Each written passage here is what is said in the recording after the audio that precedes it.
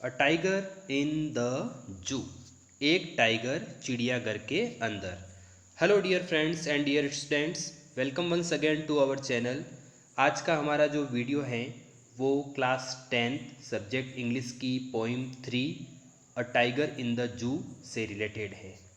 Previous 2 videos में हमने first poem dust of snow and second poem fire and ice को clear किया था। आज का हमारा वीडियो पोइम नंबर 3 से रिलेटेड होगा। ये पोइम, इसकी थीम किससे रिलेटेड है ये यहाँ पर हम रीड करते हैं। दिस पोइम कॉन्ट्रास्ट, ये कविता तुलना करती हैं अ टाइगर, एक टाइगर की, इन द जू, जो चिड़ियाघर में है। उस चिड़ियाघर के अंदर रहने वाले टाइगर की तुलना लेखक ने किसके साथ की है? With the tiger in its natural habitat. Natural habitat का मतलब होता है प्राकृतिक निवास, और एक टाइगर का प्राकृतिक निवास क्या होता है? जंगल। तो लेखक ने चिड़ियाघर में रहने वाले टाइगर की तुलना जंगल में रहने वाले टाइगर के साथ की है। द पोइम, ये कविता, मूव्स, चलती हैं, फ्रॉम द जू टू जंगल, ये कविता चिड़ियाघर से जंगल की तरफ चलती है, बढ़ती है, and back again to the zoo, और वापस चिड़ियाघर की तरफ आती है। Read the poem silently once, एक बार इस कविता को साइलेंटली पढ़ें, एंड से, और बताएं, विच स्टांजाज स्पीक, के कौन से पद्य भाग हैं जो बताते हैं about the tiger in the zoo, चिड़ियाघर के टाइगर के बारे में, and which ones speak about the tiger in the jungle, और कौन से ऐसे स्टांजा हैं जो जंगल के टाइगर के बारे में बताते हैं। तो ये पोइम ये बता रही है कि एक टाइगर जो है वो जू के अंदर रहता है, और दूसरा जो टाइगर है वो जंगल के अंदर रहता है, अपने नेचुरल हैबिटेट्स में रहता है। तो इन दोनों टाइगर की जो तुलना है, जू में रहने वाले और जंगल में रहने वाले, उन दोनों का कंपैरिजन किया गया है कि किस प्रकार से जू में, चिड़ियाघर में रहने वाला जो टाइगर है वो अपने हाव भाव, अपने एक्सप्रेशन, अपने मूवमेंट और अपने चलने के बारे में, उसका जो कंपैरिजन है वो जंगल में रहने वाले उस टाइगर के साथ कैसे करते हैं और क्या डिफरेंस है उन दोनों में, ये बताया जाता है। तो चलिए स्टार्ट करते हैं हमारा फर्स्ट स्टांजा। तो पोइम स्टार्ट करें उससे पहले यदि आप अभी तक मेरे चैनल को अभी तक मेरे सब्सक्राइब नहीं किया है तो आप ज़रूर सब्सक्राइब करें, और अपने फ्रेंड्स को इस पोइम को ज़रूर शेयर करें, उन तक पहुँचाएँ, ताकि उनको भी इनका बेनिफिट हो सके। तो चलिए स्टार्ट करते हैं। यहाँ पर पहला स्टांजा ये कह रहा है, he stalks in his vivid stripes, वह स्टॉक्स चलता है, स्टॉक्स यानी चलता है, शान के साथ विचरण करता है, चलता है। इन हिज विविड, अपनी चमकीली, स्ट्राइप्स, धारियों में, यानी वह अपने चमकीली धारियों के साथ चलता है, विचरण करता है, शान से चलता है। The few steps of his cage, अपने पिंजरे के कुछ कदम चलता है। तो यहाँ पर ये पता चल रहा है कि यहाँ पर केज आ रहा है, तो यहाँ पर ये क्लियर हो रहा है कि ये जो स्टांजा है वो जू में रहने वाले टाइगर के बारे में बताया जा रहा है इसमें। और वो जो चल रहा है on pads of velvet quite, और वो अपने पैड्स का मतलब होता है पैर का नीचे वाला भाग, तलवा, ठीक है। ये बिल्ली, टाइगर जो होते हैं उनके पैर वाला जो निचला भाग होता है वो तलवा, वो जैसा एकदम नरम होता है, मखमल जैसा, यहाँ पर लिखा हुआ मखमल, मखमल, ठीक है। वेलवेट का मतलब मखमल। क्वाइट, एकदम शांत वो वहाँ पर चलता है। इन हिज क्वाइट रेज, और अपने खामोश, अपने शांत गुस्से में वो उस पिंजरे में कुछ कदम चलता है। कुछ कदम क्यों चलता है? क्योंकि वो एक पिंजरे में होता है और उस पिंजरे की जितनी लंबाई होती है उसी में वो चल सकता है, इसलिए यहाँ पर फ्यू स्टेप्स आया है। तो पहला जो स्टांजा है वो जू में रहने वाले टाइगर के बारे में है। नेक्स्ट,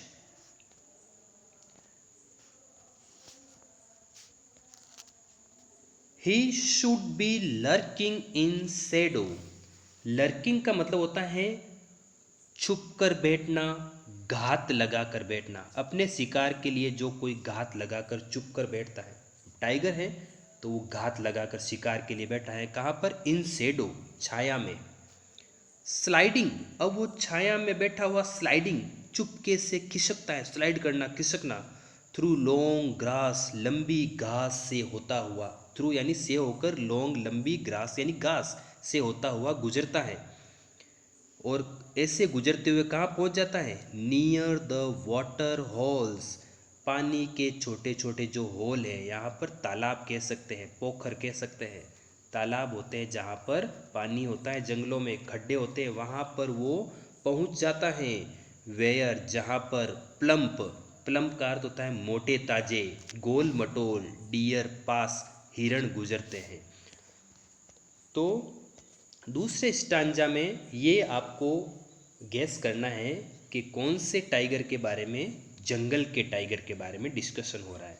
क्योंकि यहाँ पर ये बताया जा रहा है कि वो छुपकर बैठा हुआ है पेड़ों की छाया में, और घास में से होता हुआ वो आगे खिसक रहा है, तालाब की तरफ जा रहा है जहाँ से मोटे ताजे हिरन गुजरते हैं उनके शिकार के लिए। Third stanza, he should be snarling around houses. Snarling का मतलब होता है दहाड़ना, दांत दिखाना, डराना। जब टाइगर दहाड़ता है तो उसके जो आगे वाले तीत हैं दिखते हैं, तो ऐसा दांत दिखाते हुए गुर्राना, दहाड़ना। तो वह गुर्रा रहा होगा अराउंड हाउसेस, घरों के चारों ओर। अराउंड यानी चारों ओर, घरों के चारों ओर वो दहाड़ता हुआ निकल रहा है, गुजर रहा है। एट द जंगल्स एज, जंगल के किनारे पर, जंगल के एज, किनारे पर वो ऐसे घूम रहा है।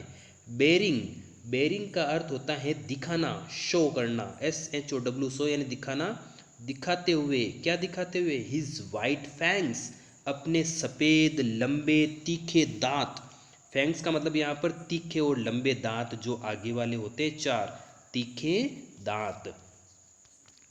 और क्या करता है? हिज क्लॉज, अपने पंजों को दिखाता हुआ।